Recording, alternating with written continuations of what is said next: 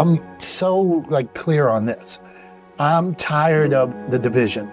I'm tired of hate. I'm tired of people poking other people. I'm tired of people trying to bring each other down. I want to live in a world where we lift each other up. I want to live in a world where tomorrow is better than today. I want where people go to bed at night and have hope. And so everything I try to do, people I try to be around like you, I want to be around you. I want to share this kind of content like Debbie Griffiths. I want to do my job. I think my job, my duty is to help as many people as I can put out that kind of content. So maybe maybe when I die, people will be like, hey, this guy, he nobody knew what the heck he was doing, but there's more good in the world today than there was 80 years ago. And yeah, so. Everyone, welcome back to Living the Next Chapter. 400 episodes in. Back in the day, I met with this guy named Dominick, and he said, Dave, I need a podcast for authors, and I think you should do one. And I'm like, no, I'm not even an author. Why would I do this? Who would ever listen to my show?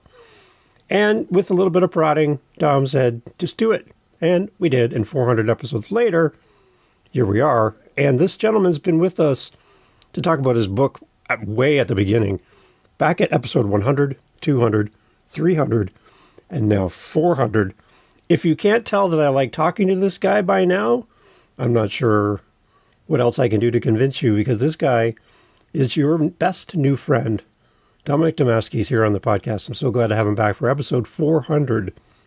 It's scary to say that number out loud, but Dom, thank you so much for being here. Glad to have you back. Hey, David, thank you, and congratulations on Big 400. This is a lot of pressure because I listen, and you're getting better from Thank you. Episode 1 to 400. You're a superstar, and I don't know that I'm getting any better. So people are going to be like, who's this guy? But let's talk. You're getting younger every time I see you, which is amazing. I don't know how you're doing that. Dimmer light and where I'm recording at. You have a good team behind you, and makeup chair and all of that. That's great. Yeah. I love it. It's good. But you're a big deal, Dom. That's good. I steal my daughter's blush when I have, is it blush? Cover up when I have too much acne. There you go. There you go. Good. Dom, for those who haven't heard your voice yet, maybe there's a new listener today, first time pressing play. They haven't met you yet. Tell everybody who you are and where you are. Hey, love to. I'm Dominick Domasky, number one fan of David Campbell. So whoever thinks they're number one fan, I am number one fan of David Campbell. But I'm in Pittsburgh, Pennsylvania. I have a company called Motivation Champs, and I believe we all have a story.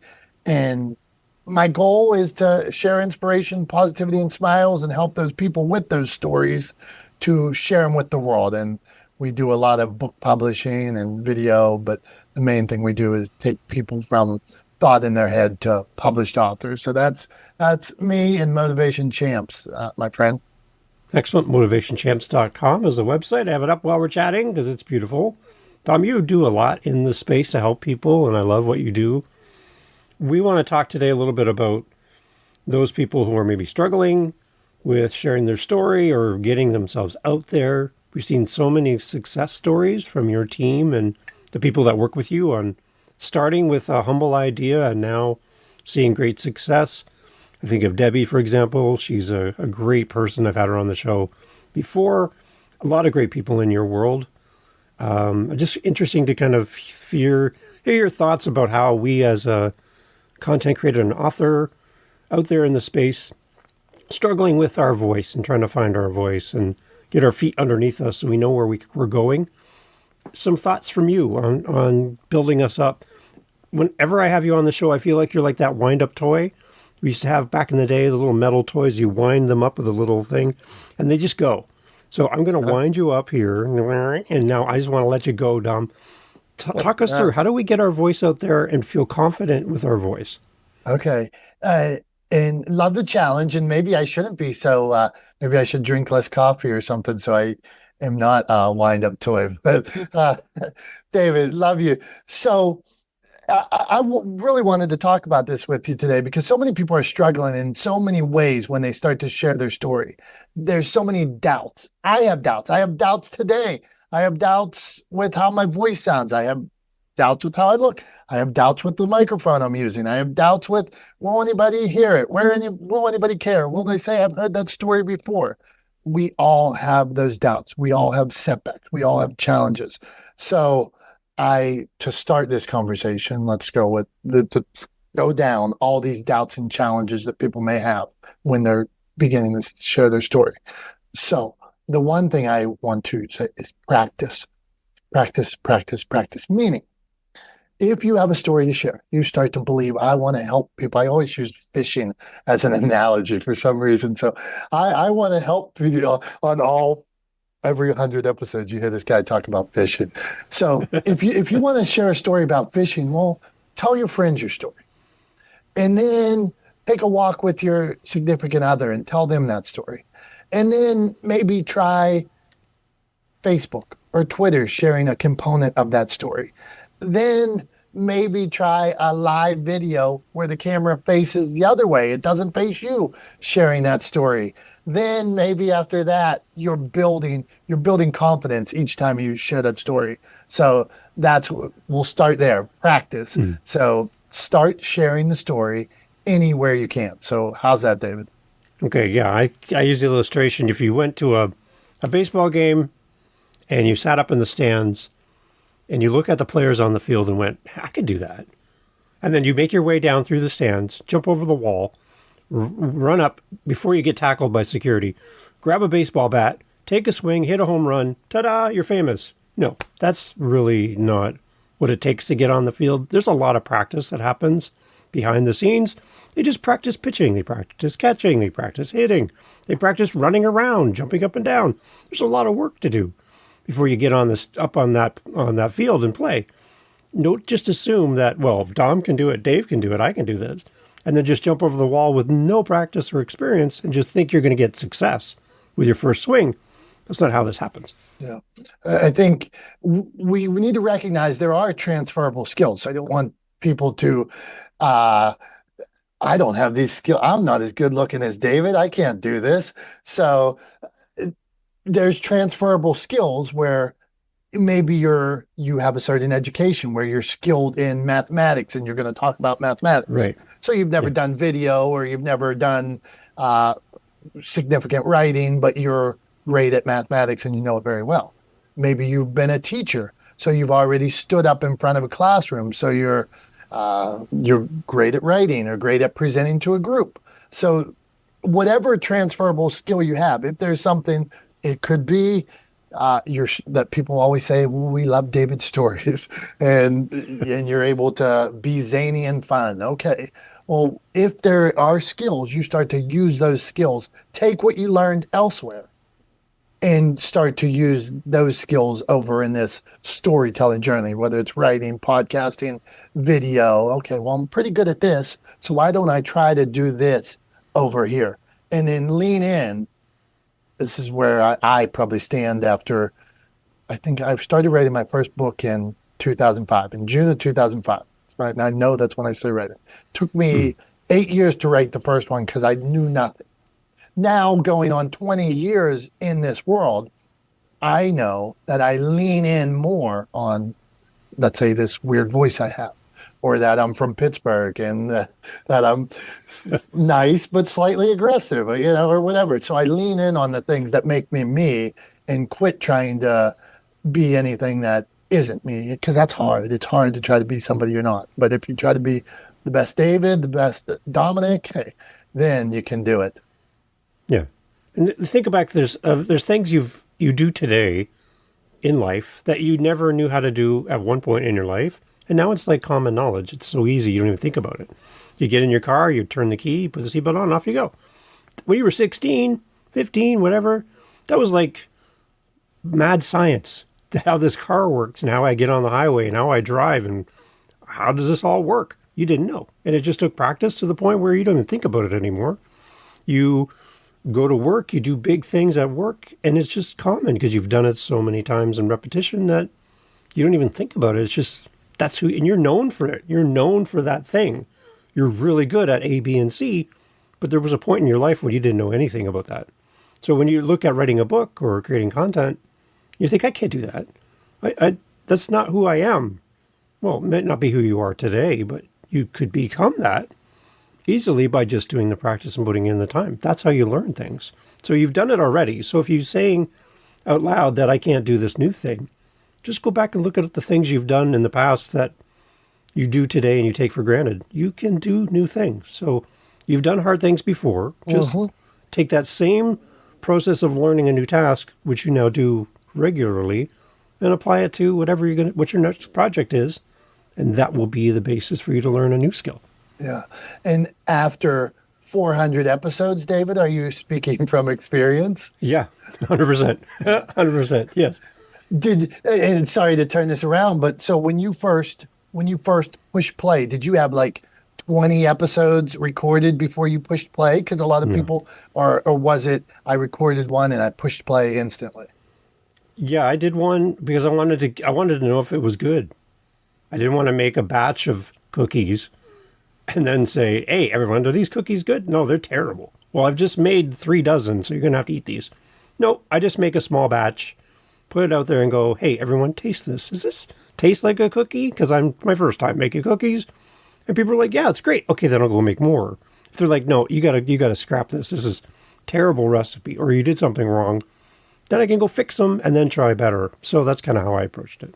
I think so let's talk about a segue here to feedback. Right? This is part of feedback scary. So when we start to do something, I remember when I wrote my first book, I didn't tell anybody for 7 years, except for like my wife, and wasn't even really on social media back then. So when I came out with the book, nobody knew.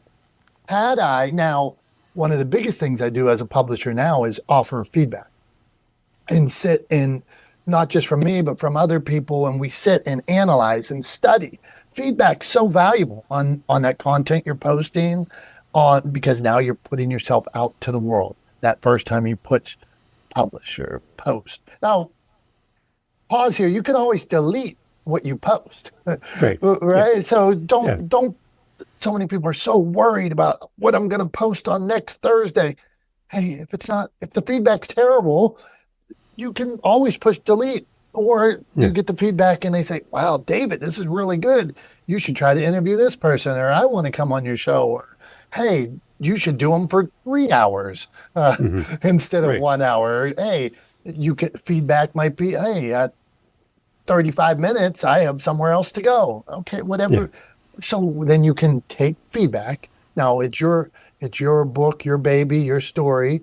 So you are in control, but it is good to listen to that feedback and see this person that gave me this feedback. They were offering it based on where they were in the world at their time, that knowledge. Yeah. That doesn't mean they're wrong or right. And as somebody receiving the feedback, you have to assess that. Oh, this person loved me and they gave me this feedback to protect me. This person's an editor and they gave me this feedback because they're an editor. Oh, this person hates me and they gave me this feedback and they never liked me and they don't want me to succeed. So all feedback isn't necessary. Feedback is good, not bad, but understand where it's coming from. Yeah, and you won't get that feedback unless you do the thing. So a podcast is not a podcast until it's released to the world. A book is not a book until it's printed and in somebody's hands. A song is not a song until somebody hears it. Those are just ideas. Those are just concepts and things that you're working through that only you know about or a handful of people would know about. So you got to do the thing. So if you're an author and you're sitting there looking at a blank piece of paper, yeah, you can share the idea for your book, but you got to start writing. You got to start doing the thing and putting these things out there in the world and then get feedback. We have like beta readers that help authors. That's great to give that feedback and go, your character's wandering all over the page. I don't know what's going on in this book, right? You're leaving out big gaps and I have to guess and I don't understand what's happening. Well, then you can go back and tweak that and make your book better. That's what we need, is that kind of reinforcement and support through comments.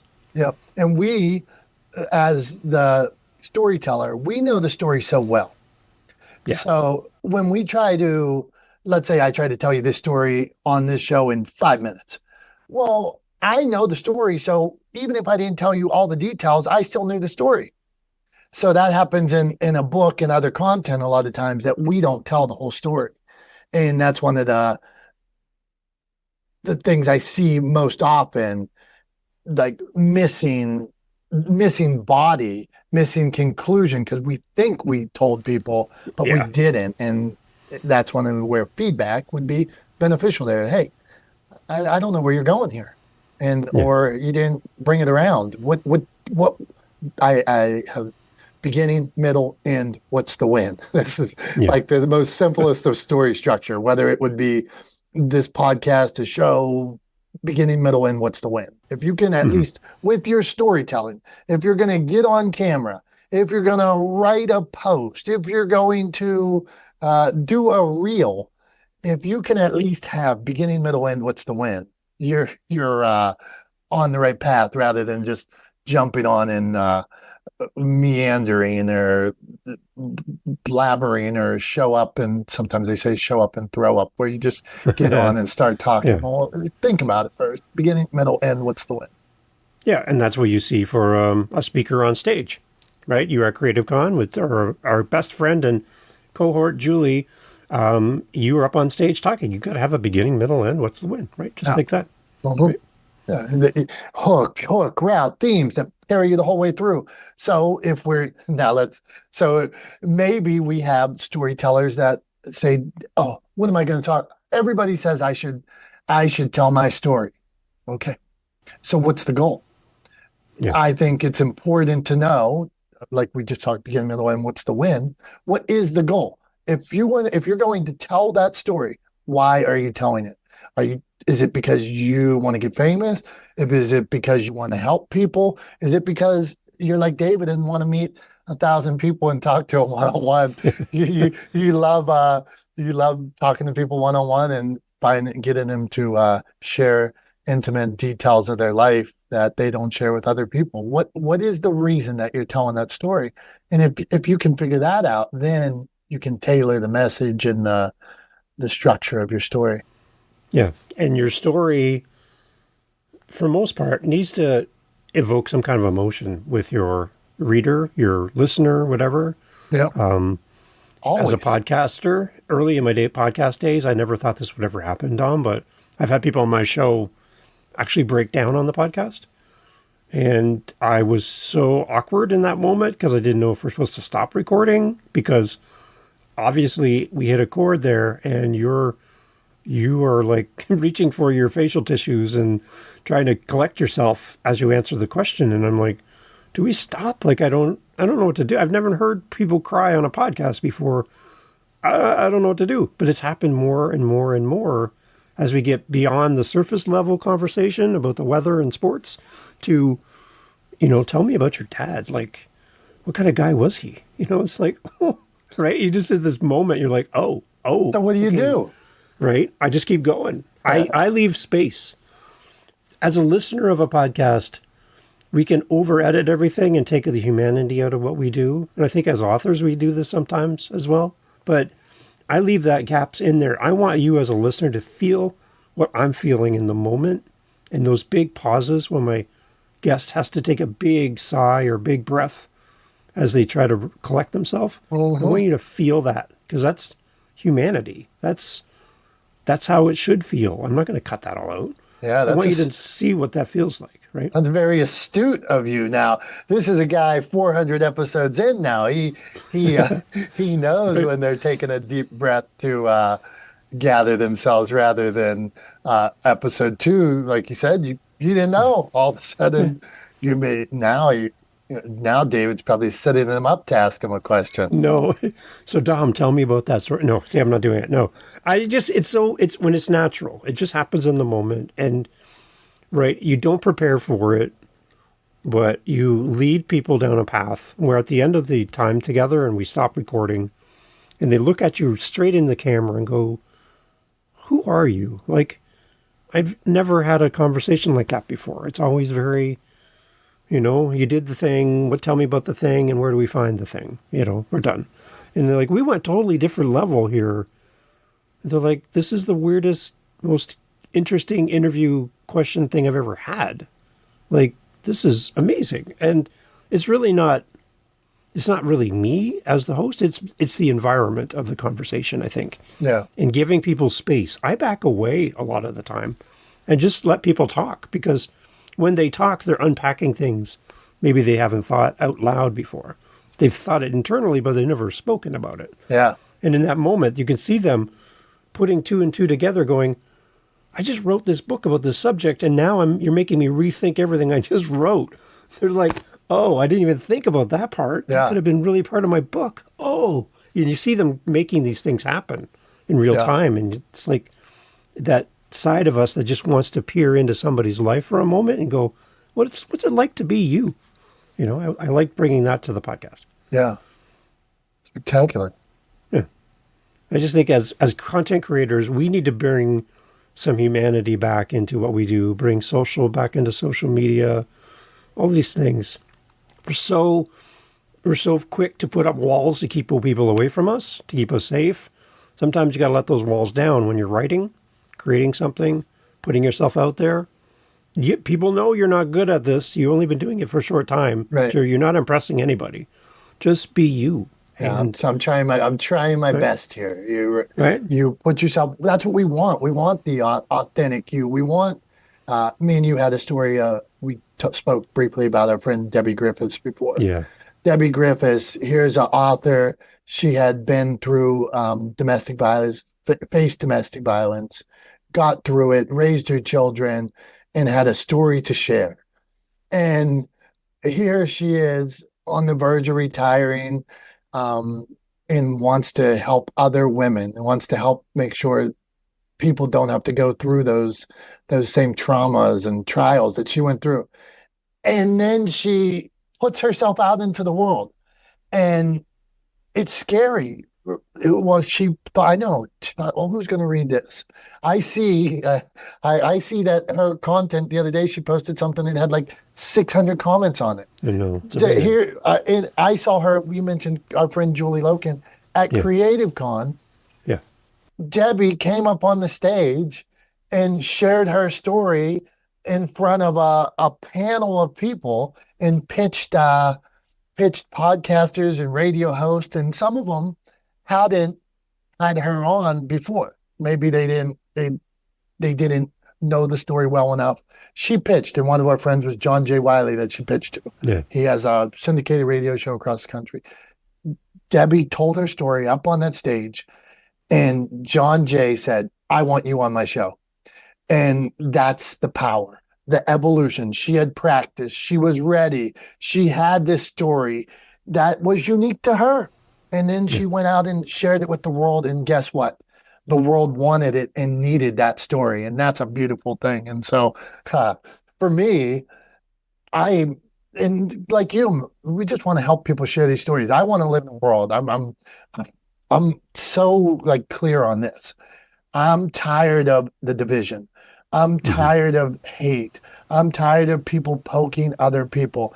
I'm tired of people trying to bring each other down. I want to live in a world where we lift each other up. I want to live in a world where tomorrow is better than today. Where people go to bed at night and have hope. And so everything I try to do, people I try to be around like you, I want to be around you. I want to share this kind of content like Debbie Griffiths. I want to do my job.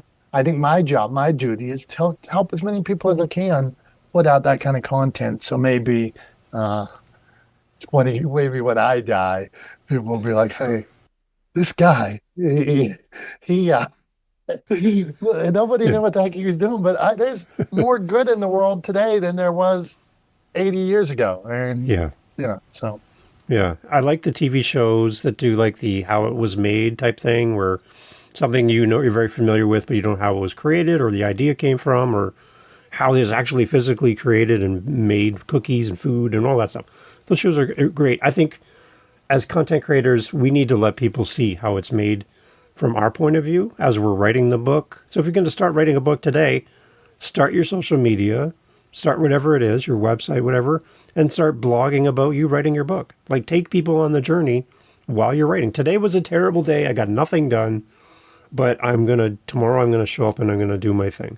And take us on a journey with you. We like the how it's made type stuff Because when it's made and finished, we as your community have been following your journey through the path. We're here to celebrate with you instead of talking to an empty room about a new book because nobody knew you wrote it. Take people on the journey as you do the thing. And that's what I love about podcasting in particular is people get to hear. You can go back today and hear episode 1 of Living the Next Chapter. And then hopefully, as Dom's saying, it's going to get a little better. Over 400 episodes, you're going to hear the progress and the progression of how the show has grown and changed and little tangents we went on and came back to or found our spot again. I just think like watching Debbie, you see how these things were made. You watch Julie in creating a conference from scratch. You see how it was made and you follow the journey. You get to celebrate the successes and you get to see when people fail. And when people fail, you're not there to cast stones at them and make fun of them, but you're there to support them and go, Dom, you got this. Like I've been following you this whole time. I know there's greatness in you. So just keep going. And that community support in the process of creating the thing is a great way to show and demonstrate how it was made. I love that. And I would encourage everybody, every content creator, every author to play back, repeat replay what David just said. And I think it's so important that in my first time going through the journey of writing the book, I didn't tell anybody. I said that, I admitted that. What a fool I was. And even now, David, me, we should be taking pictures. We should be showing the other side of the office with the you can't books beside you and papers and things. You see this, but it is so important to let everybody know. Here's the journey. I'm on a journey. I'm trying to get to a certain place. I want to do this more 24/7, 365 days a year. There will be days I fall. I try to show you'll see me messing up or sinking on a boat or whatever I'm into because I do try to or running and a lot of times I'm out and I'll show you time was terrible today. Shouldn't have ate all that fried food yesterday. Because I do believe that's part of the journey. Sure, you can see the times when the book comes out or when me and David are on the podcast here and David looks so handsome and my hair is looking pretty good today.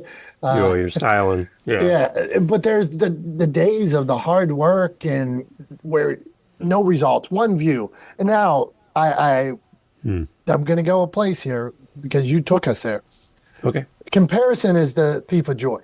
Mm-hmm. So when we're on this process, we look, because we already said, well, this person did it, I can do it. That was something that was referenced. Yeah, in a way, but we don't know where they are in the journey. Sometimes right place, right time, right message. Sometimes you hit. Sometimes they caught something because they were in a certain place on a certain day. They are no better than you. The world needed, that person started blogging when blogs were taking off.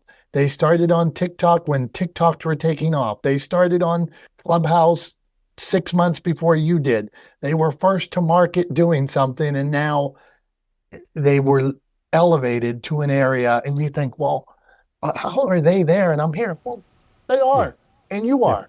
And so enjoy the journey, document that journey. Don't compare yourself to them and just keep moving forward, whether it's one view. So David, with 400 episodes, probably 400 episodes now, airing them multiple places.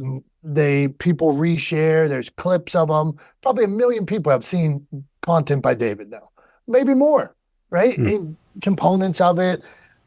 Here's a guy, when he started, I know he said, I want to help one person. I want to give confidence to one person. I want to have a conversation with one more person. Yeah. And I think probably that's where most of us are. At the end of the day, if you could impact one life, wouldn't you be happy? At the end of the week, if you could impact one life, make a difference in one life, maybe even at the end of the day, maybe at the end of the month, maybe at the end of your life, if you could impact one life and say, I made a difference in that person's life, you probably lived a good life. And with content, it's the same. Think about it. We all say, oh, I didn't hit 1 million people or 1 million views or 1,000 views or 60 views. Somebody watching that said, thanks, David.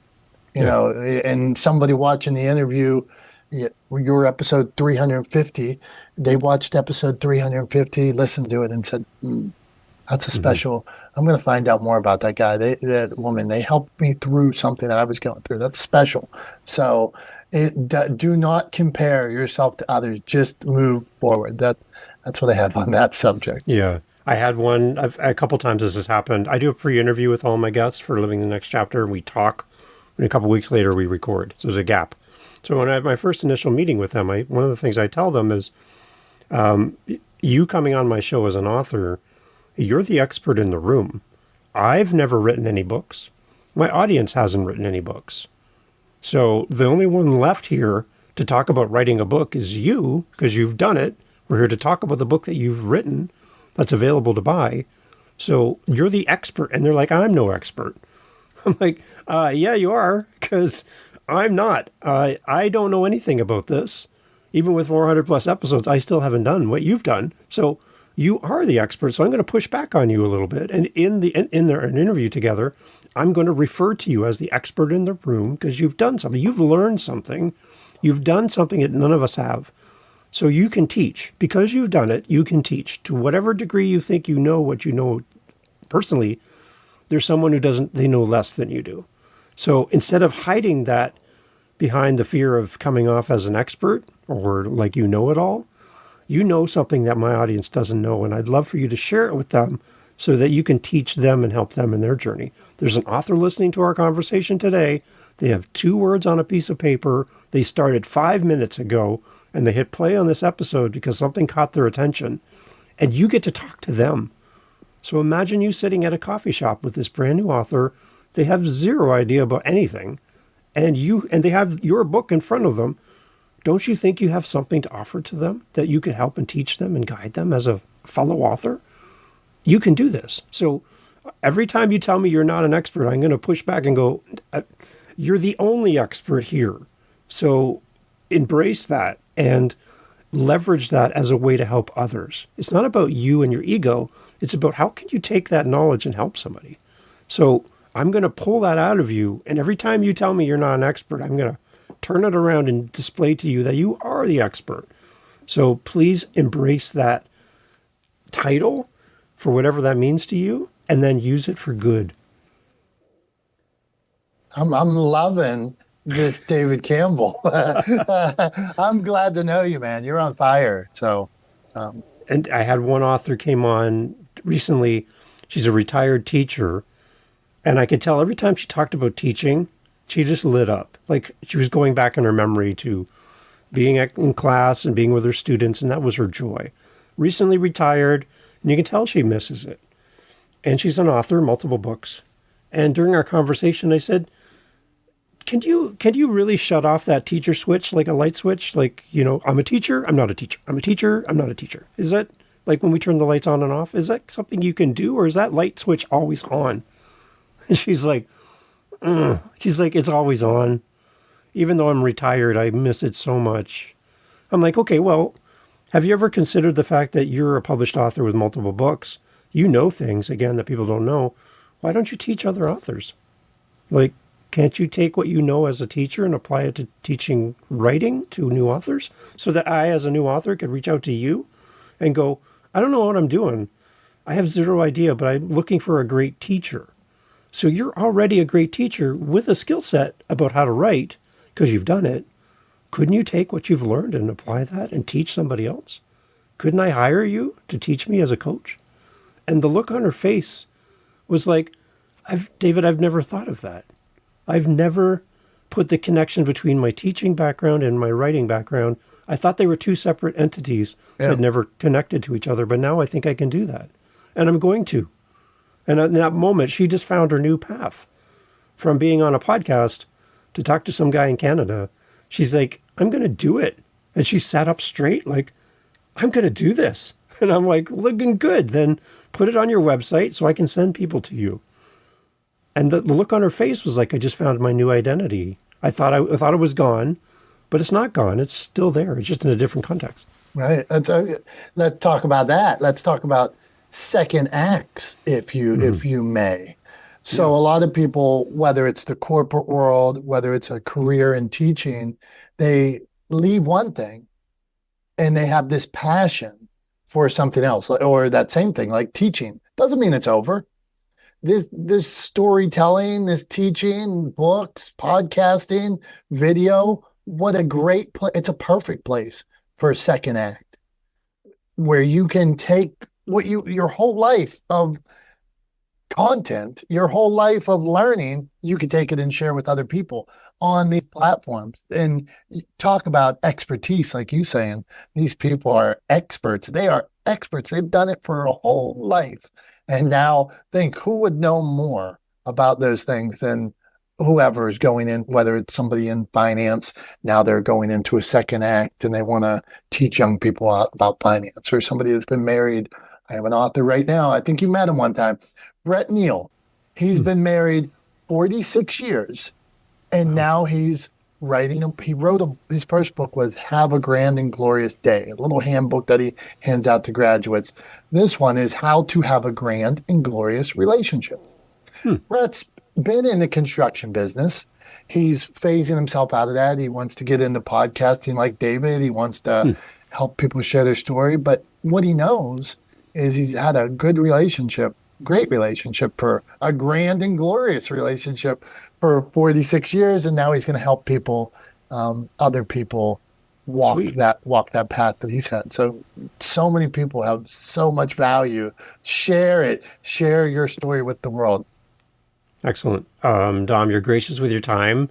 And what I love about getting together with you every 100 episodes is you're my reset button to keep going next with the next 100. So as of recording date today, I've already got 438 episodes recorded. So we're kind of going back in time to get this episode done and then move forward. But the episode 500 is going to be coming up relatively soon. So you're going to be back again every 100. If you want back. I want you back. I'm going to track you down. You got to come back because I love hearing your voice. You're a great voice out in the space for people who create any type of content. And everything about you just oozes love and care for the people that you work with. There's nothing fake about Dominick Domasky. There's nothing fake about him. And that's what I love, is we need this reset every 100 episodes to get back in touch with you and catch up with you as well. Thank you. I appreciate you. And like I said at the beginning, I am David's #1 fan. Checks in the mail.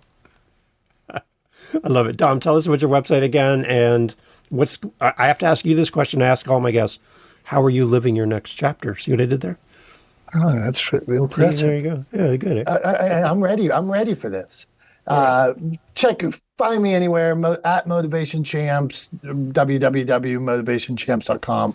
We're out really trying to, as I said earlier, just share inspiration, positivity, smiles, 24/7, help other people do the same. So if you have some inspiring content, or if you're looking for uplifting content, come find us. We'd love to share it, help you share it, or help you develop it.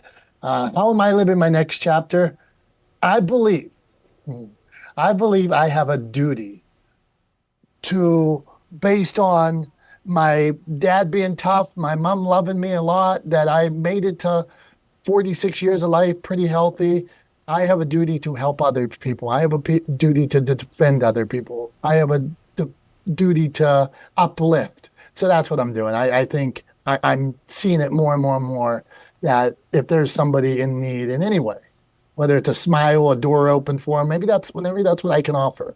But I just feel that my mission, my duty is just to lift, inspire, smile one more time, and maybe put out a little bit of good in the world. So that's what I got in store for the next chapter. Amazing. So everyone listening, make sure you remember beginning, middle, end, and what's the win. Thank you, Dom, for being part of the podcast. See you in episode 500, Dom. All right. Hey, everyone, all the information for Dom in the show notes, as always. If you're looking at writing a book and you need a superstar in your corner, Dom and his team will help you. Find out more, go to motivationchamps.com and check out the publishing services that Dom has, because he can really help you with your book. So, Dom, thank you so much.